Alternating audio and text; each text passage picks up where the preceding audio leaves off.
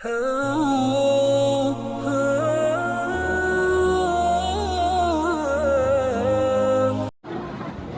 عليكم ورحمة الله وبركاته.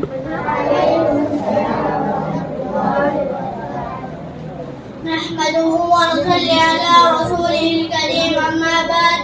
أعوذ بالله من الشيطان الرجيم. بسم الله الرحمن الرحيم.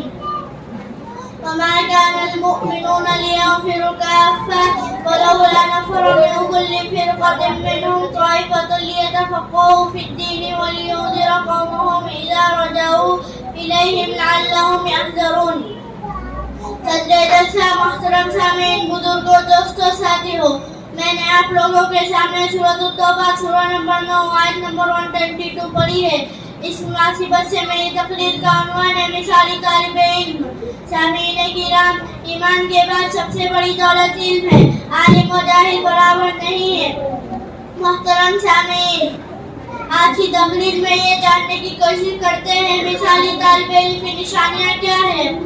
نیت درست کیجیے، جیسی نیت ویسی برکت. سیکھنے کا جذبہ پیدا کیجیے. علم میں پختگی کے لیے لکھا کیجیے. سلف صالحین لکھ لیا کرتے تھے. یاد کیجیے، حفظ کر لیجیے. آرام کے ساتھ علم حاصل نہیں ہوتا. وقت برباد نہ کرے.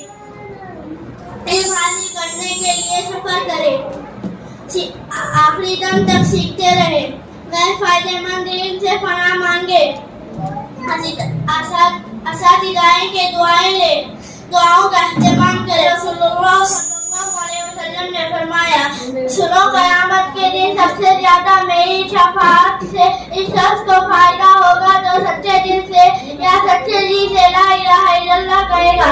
محترم سامعین، کہا جاتا ہے امام شافعی رحمۃ اللہ علیہ نے ایک مرتبہ اپنے استاد سے شکایت کی کہ میرا حافظہ کمزور ہے.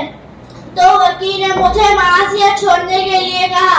وقت برباد نہ کرے، وقت سب سے بڑی دولت ہے.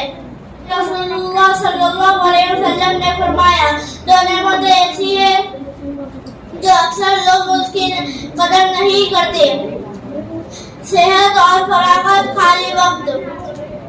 غالب نے کہا تھا، تندرستی گرچہ غالب تندرستی اللہ نعمت ہے. آخری میں اللہ تعالیٰ سے دعا ہے کہ اللہ تعالیٰ ہمیں مثالی طالب علم بننے کی توفیق عطا فرما. آمین یا رب العالمین. جزاک اللہ خیر. السلام علیکم ورحمۃ اللہ وبرکاتہ.